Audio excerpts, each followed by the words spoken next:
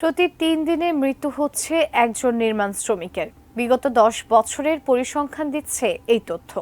ভবন নির্মাণে বেশিরভাগ ক্ষেত্রেই মানা হচ্ছে না নিরাপত্তা বিধিমালা। নজরদারি নেই সংশ্লিষ্ট কর্তৃপক্ষগুলোরও। তাপস কর্মকারের ছবিতে ওয়ালিউল সাকিবের প্রতিবেদন। নির্মাণ শ্রমিকদের হাড়ভাঙা পরিশ্রমেই নির্মিত হচ্ছে উঁচু উঁচু দালান কোঠা, গড়ে উঠছে নিরাপদ আশ্রয়। তবে যাদের শ্রম আর ঘামে ভবনের পর ভবন গড়ে উঠছে, তাদের নিরাপত্তাই সবচেয়ে বেশি উপেক্ষিত। অত্যন্ত ঝুঁকিপূর্ণ কর্মক্ষেত্র হওয়ার পরও বেশিরভাগ ক্ষেত্রেই মানা হচ্ছে না ভবন নির্মাণের নিরাপত্তা বিধিমালা। 10% বিল্ডিংয়ে আপনার সেফটি দেয়, আর 90% লোকে দেয় না। নিচে উপরে কাজ 8তলা 10তলা কন্ডিশনে কাজ করতে গেলে হঠাৎ মৃত্যু হয়ে যেতে পারে, তারপরেও ফেটে ঝুঁকি ফেটে দায় করতে হয় আর কি।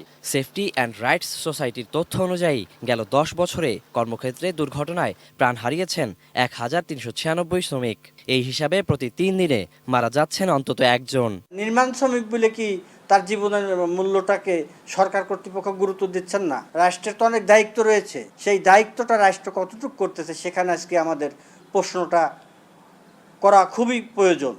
অসংগঠিত হওয়ায় বিশাল এই সেক্টর নিয়ে কাজ করা কঠিন। তবে সব মহলের সদিচ্ছাতে মৃত্যু কমিয়ে আনা সম্ভব বলে মনে করেন মানবাধিকার কর্মীরা। সচেতনতার সাথে সাথে আরও বেশি হলো তাদেরকে সংগঠিত করা, আর দ্বিতীয় হলো তাদের যারা তাদেরকে নিয়োগ দিচ্ছে তাদের দায়িত্ব জনগণের কাছে, রাষ্ট্রের কাছে এবং জবাবদিহিতা নিশ্চিত করা, সেটাও অনেক বেশি দায়িত্ব। নির্মাণ শ্রমিকদের মৃত্যু কি অবহেলাজনিত হত্যাকাণ্ড?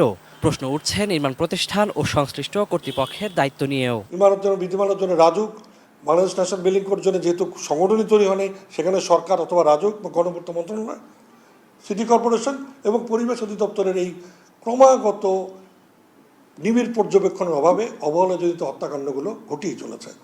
এর ফলে অজস্র দুর্ঘটনার বিচার যেমনি করে হচ্ছে না, তেমনি করে শ্রমিকের দুর্ঘটনায় আহত নিহত হওয়ার ক্ষতিপূরণও পাচ্ছে না।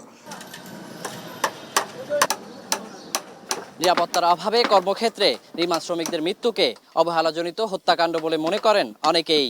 তবে অতি ঝুঁকিপূর্ণ এই খাতে মৃত্যু বন্ধে নির্মাণ প্রতিষ্ঠান ও সংশ্লিষ্ট সরকারি কর্তৃপক্ষগুলোর কোনো তোড়জোড়ি নেই।